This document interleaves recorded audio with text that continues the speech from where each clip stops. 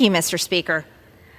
My amendment would say that none of the funds available in the NDAA may be used for assistance to Ukraine. I think this is an important amendment because I strongly support the NDAA. This is a great military funding bill that has many things involved that our military needs. It even contains a much needed pay raise for our troops, and that's something I greatly believe in right now while many of our military members are suffering under this inflation caused by the Biden administration.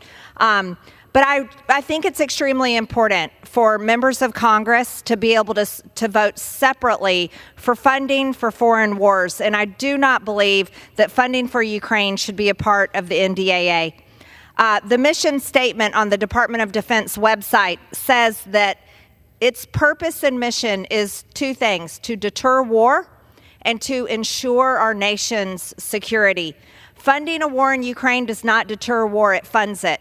Funding a war in Ukraine does not ensure our nation's security. It actually puts us at risk at possible further military engagement with another nuclear-armed nation, and that is Russia.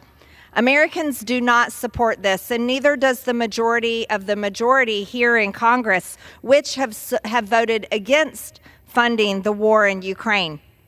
To date, Congress has appropriated $174.2 billion in emergency supplemental funding. That's a lot of Americans' hard-earned tax dollars to go to support security for another country's border while our border is being invaded every single day. Not only is our border being invaded every single day by millions and millions of people from over 160 countries, it's also a war declared on our own country with human trafficking and drugs that is killing Americans every day, while 300 Americans on average are dying from fentanyl overdoses. I believe that should be our focus as the United States Congress. It's also a war in Ukraine that is not defending democracy. Zelensky has canceled elections. He is now a dictator. Zelensky canceled free speech. Zelensky canceled freedom of religion, and Zelensky canceled free press. That's not defending democracy. That's actually attacking democracy. Americans do not support sending their hard-earned tax dollars to Ukraine. They support paying our military and funding our military, but not funding a war in a foreign country. Over half of Americans think the United States has already spent too much money in Ukraine, and over 60% of Republicans do not support sending additional money to Ukraine. Even 1 in 4 Democrats don't support it anymore, according to recent polling. But most importantly, the corruption in Ukraine is something that cannot be ignored. There's been report after report after report of money missing. The Pentagon cannot track over $1 billion. And there have been reports of much corruption, and that's involving our hard-earned tax dollars. At this time, I'd like to reserve, Mr. Speaker. The gentlewoman reserves.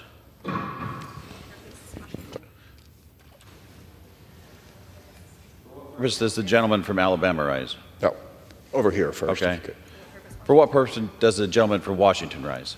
Thank you, Mr. Chairman. I rise to claim the time in opposition, and I yield 30 seconds to the chairman of the committee, gentleman from Alabama, Mr. Rogers. Chairman from Alabama is recognized for 30 seconds. Thank you. My colleague from Georgia will be pleased to learn that there is nothing in this year's NDAA that authorizes assistance to Ukraine. That money is provided through the supplemental appropriations bills.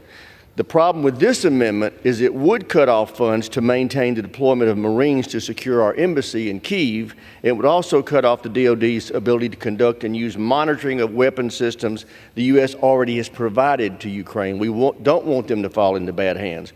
We need to ensure those weapons stay in our hands. I urge members to oppose this amendment. The third gentleman from Washington is recognized. Washington reserves. She reserved, correct. Washington reserves. Gentlewoman from Georgia is recognized. I reserve. Gentlewoman from Georgia reserved. Gentleman from Washington is recognized. Thank you, Mr. Chairman. I'm now pleased to yield 45 seconds to the gentlewoman from Virginia, Ms. McClellan. Gentlewoman for Virginia is recognized for 45 seconds. Thank you, Mr. Chairman. Last week, we saw that the Allied effort to repeal the Russian invasion of Ukraine is an extension of the battle for freedom in Europe that unfolded on the beaches of Normandy 80 years ago. And this was really crystallized when an American World War II veteran, Melvin Hurwitz, embraced President Zelensky and said, "You're the savior of the people.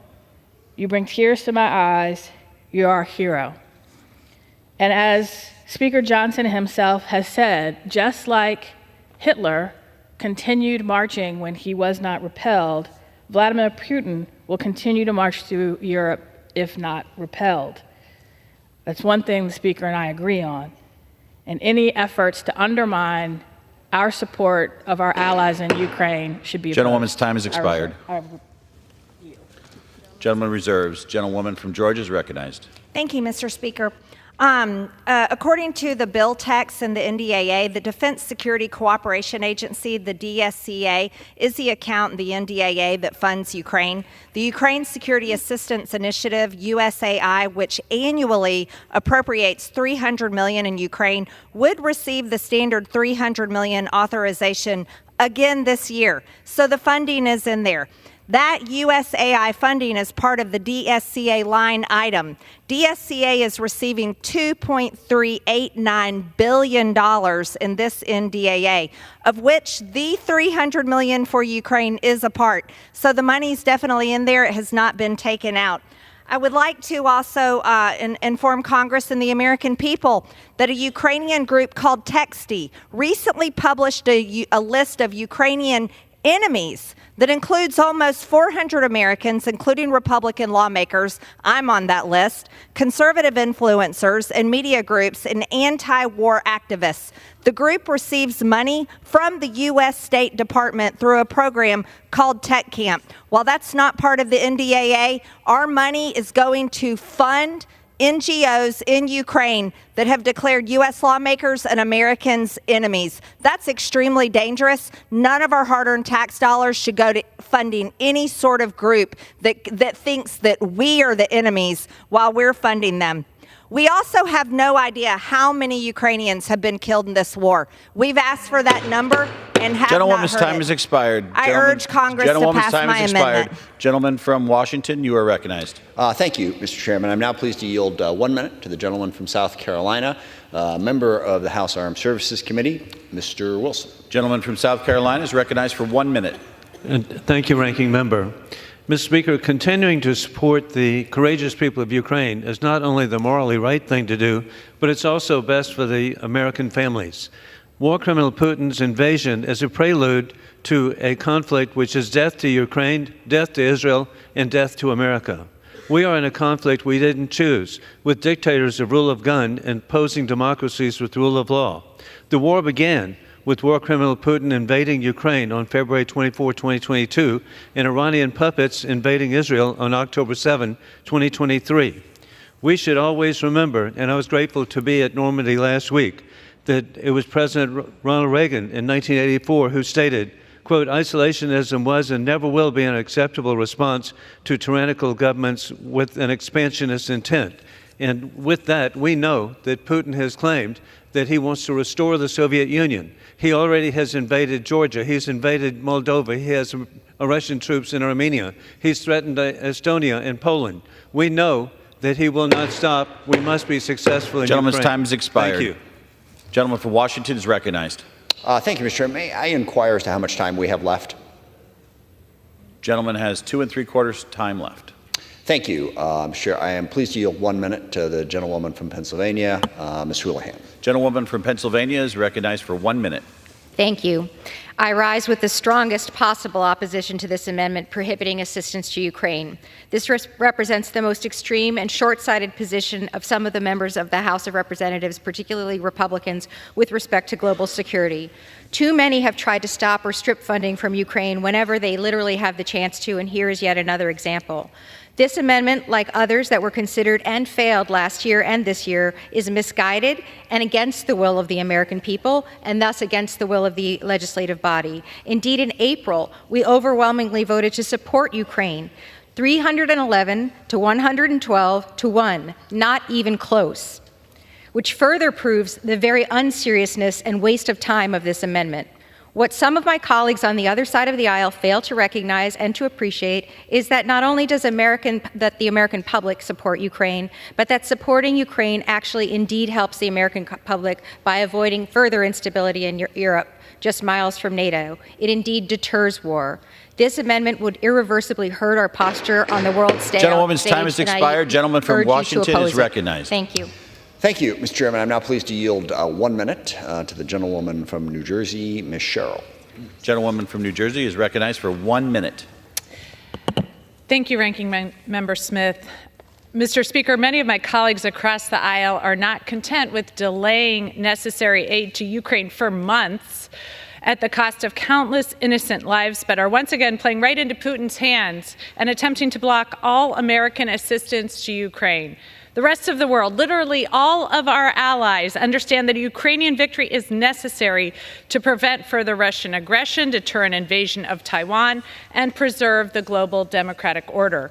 Republican national security leaders, including the chairs of the Armed Services, Intelligence, and Defense Appropriations Committees, understand that this funding is critical to our own defense industrial base. But instead of working to strengthen our national security, we're once again having an argument that my colleague across the aisle has lost over and over and over again.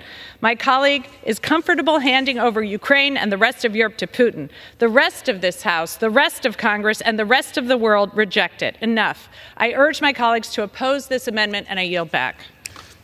Gentleman from Washington is recognized. Thank you, Mr. Chairman. I yield myself the balance of our time just to say we need to support Ukraine. Ukraine was brutally invaded by Putin. The only way to make this war stop is to make Ukraine strong enough so that Putin realizes he cannot succeed. Please defeat this amendment and continue to support Ukraine. With that, I yield back. Gentleman yields.